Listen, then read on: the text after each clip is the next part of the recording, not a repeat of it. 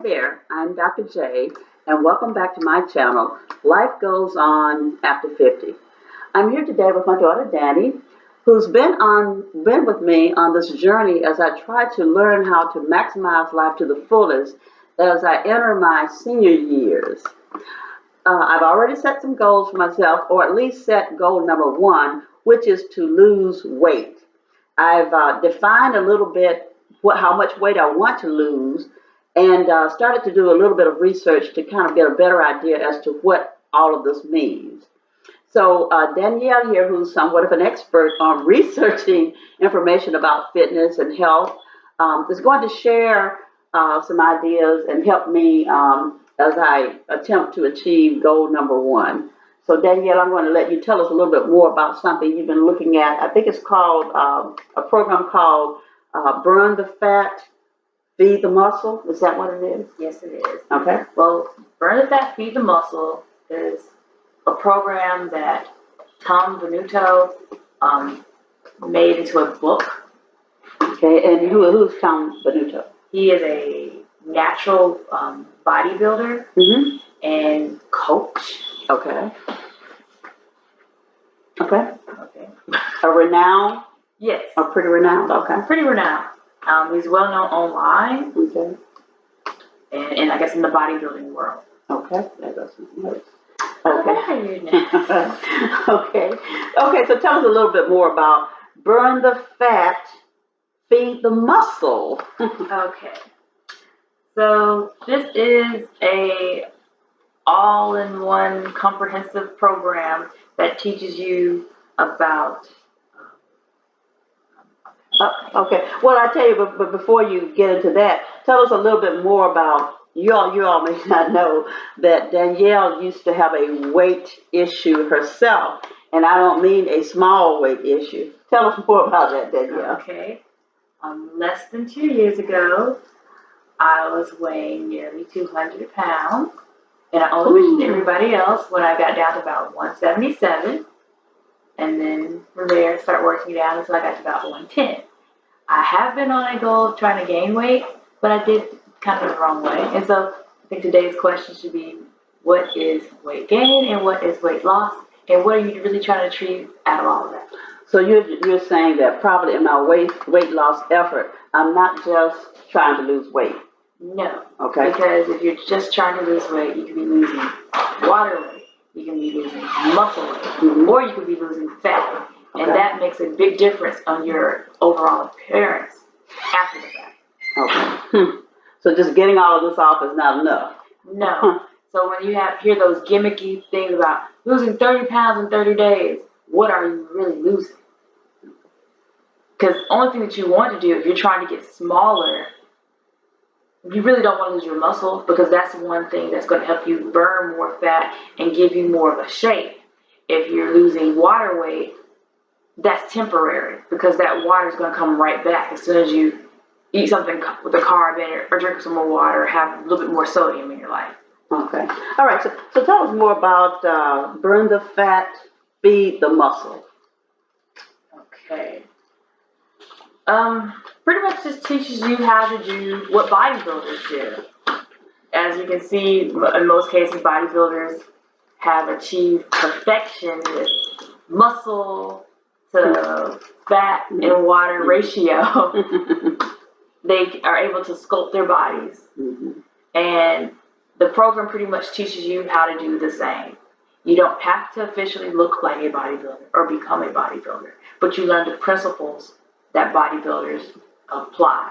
Okay. For example, my goal is, of course, to cut specific pounds and cut specific inches around my waistline and to lose an X number of pounds. You also have goals in terms of what you're trying to do. Yes. Okay. And in fact, goal setting is like the first step of this whole program. Okay. It's actually, I would say about 10 steps. Okay. And I'll just briefly tell you what the steps are. Number 1 is setting goals. Number 2 is calculating calories. When you say calculating calories? Calculating calories. Okay. All right. Number 3, setting macronutrient numbers. Okay, that sounds Number like a big term there. Repeat that one. Setting macronutrient numbers. Okay. Number 4, choosing foods. Number 5, building meals. Number 6, creating a daily meal plan. Number 7, setting up a weight training program and schedule. Number 8, setting up a cardio training program and schedule. Number 9, taking action. I think that's the most important part. And number 10, using the feedback loop system to adjust your plan until you achieve your goal. Okay. And today we're going to be looking at Step 1, setting goals. Okay. All right. So I don't know how Tom feels about me telling this information, but I think the goal setting stuff is very important. You may want to read up on everything else, but you got to start somewhere. And so let's start with the goal. Okay. Well, I'm not so much worried about Tom, and as you mentioned earlier, research confirms these principles anyway. Yes. So what I'm interested in is just finding out exactly what it is I need to do to start setting fitness goals for myself.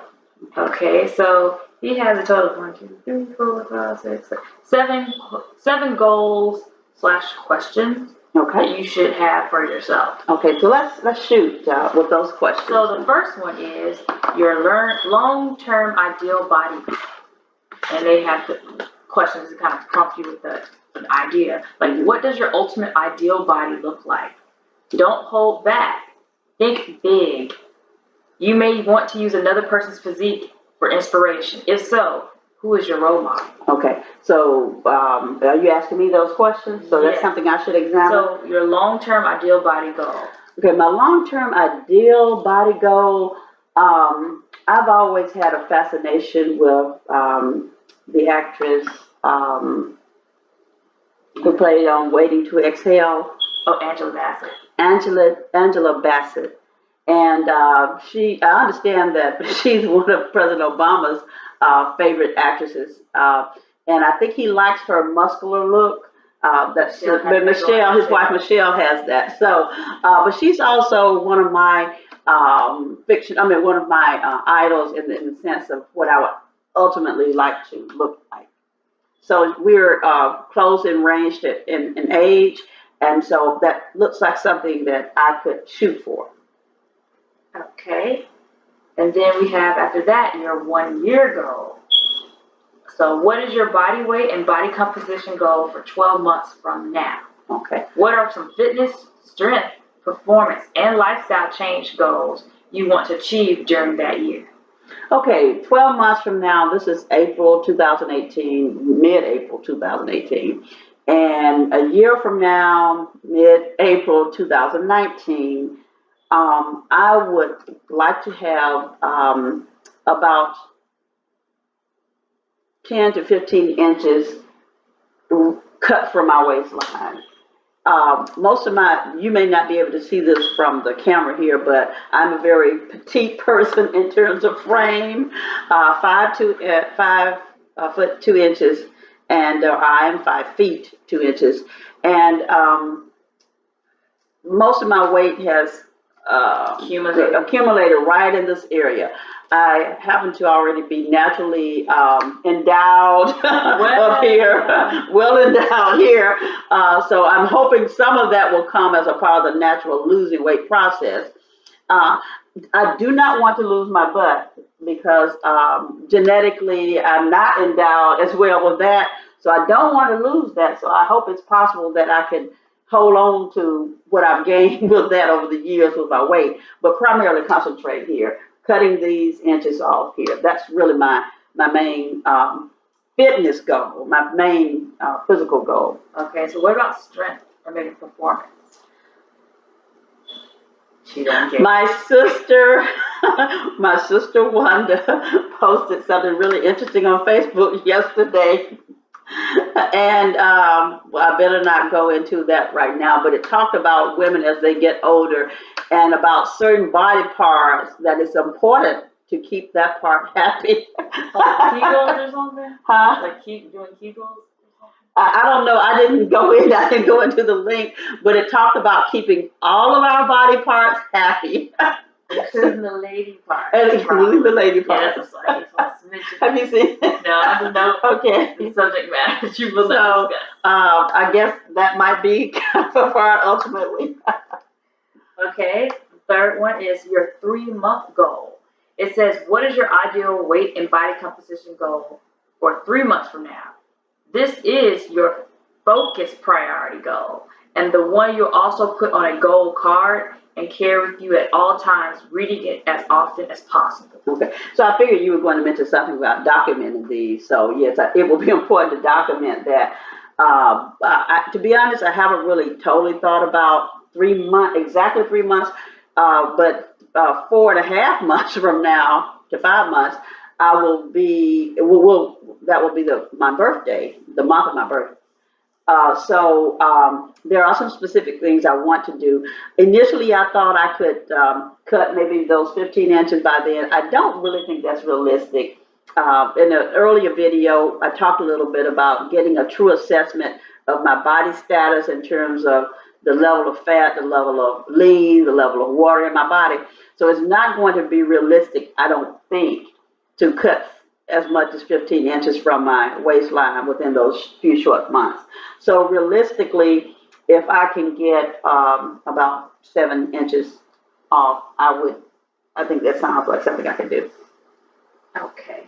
And I also want to mention, starting in May, we are going to start doing the Burn the Fat, Feed the Muscle Summer Burn Challenge. That is a 14-week long challenge where we will be actually implementing all this stuff from the whole program into contest form, which means that everything they talk about, like goal setting, you have to post those things, doing weekly progress reports, I guess, as you could say, workout plans, meal planning, all of that. You have to post it. You have to be accountable for it. Otherwise, you can't win. Okay. And you do actually win stuff. Okay. So that gets us closer to getting to your birthday time. Okay. So good. Now you do have your 3-month goal of actually just accomplishing this. Exactly. Okay. Taking on that challenge. What's the next goal? Your 1-month goal.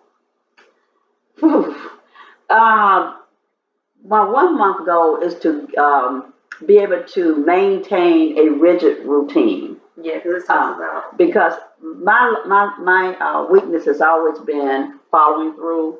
You know, the beginning of the year, you set goals for the year, and you're all excited about those goals early on, and it's just the follow through that is difficult. So I say, maintaining a regimen and following through on that would be my 1-month goal. It did ask the question, what are your cardio and resistance training goals for the 4-week period? Okay, right. I'm going to have to think more about that. Cardio, I know, will involve those activities where I'm either walking or running, and something that's going to make me breathe more. And last year I tried running, and I did find that invigorating. However, I thought you mentioned something about 30 minutes, and so running around the parameters of our property here for 30 minutes doesn't sound like something I can do, but I can do walking for 30 minutes. And that is what I'm going to do. My cardio goal is to be able to walk, goal relates to being able to walk 30 minutes every morning around the parameters of our home. Our home has about an acre of property around the house, and I'm going to walk that for 30 minutes.